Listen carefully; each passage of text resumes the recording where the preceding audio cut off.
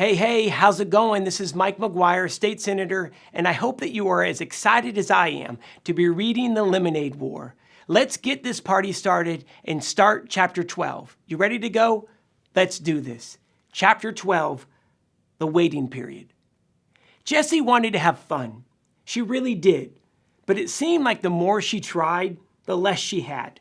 First off, the drive to the beach took 2.5 hours because traffic was so bad. Jessie felt the car lurching. Forward, stop. Forward, stop. Memo to myself, Mr. Moriarty said. Never go to the beach on the Sunday of Labor Day weekend, especially when there's a heat wave that lasts for more than a week. In the back seat, Jessie and Megan played license plate tag and magnetic bingo and 20 questions. But by the end of the car ride, Jessie was uncomfortable. She was cramped and bored. Then the beach parking lot, of course, it was full, so they had to park 1.5 miles away and walk in. The beach was so crowded that day that they could hardly find a spot for their blanket. Then Megan said the water was too cold and she just wanted to go up to her ankles. She kept squealing and running backwards every time a gentle ripple of wave came her way. What fun was that? Sure, the water was cold. It was the North Shore. It was supposed to be chilly. That's why it felt so good on a hot day like this. When Jessie and Evan went to the beach, they would boogie board and body surf and skimboard and throw a screaming scrunch ball back and forth the entire time. They loved to stay in the water until their lips turned blue and they couldn't stop shaking. Then they'd roast themselves like weenies on their towels until they're hot and sweating again. And then they'd go right back into the water. Now that was fun at the beach.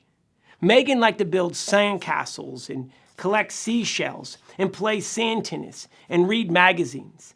That's all fine, thought Jessie, but not going in the water? That is crazy. The ride home was itchy and hot.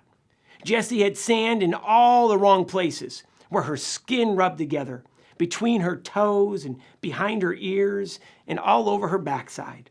And somehow, she got sunburn on her neck, even though Mrs. Moriarty had smeared all over thick and goopy sunscreen twice. Jessie didn't even have the patience for 10 questions, let alone 20. But Megan didn't get that Jessie didn't feel like talking. She kept trying to get her to take a quiz in a teen magazine. If Evan had been there, he would have been quiet, or maybe hummed a little. And I gotta say, Jessie liked it when Evan hummed. As they turned onto Damon Road, Megan asked, "Are you feeling sick?" In fact, she was. For the past half hour, Jessie had been imagining walking in the door and facing Evan. And she'd been feeling sicker and sicker with every mile that brought her closer to home. I hope you enjoyed Chapter 13. Thanks for letting me hang out with you. And again, enjoy the rest of the book.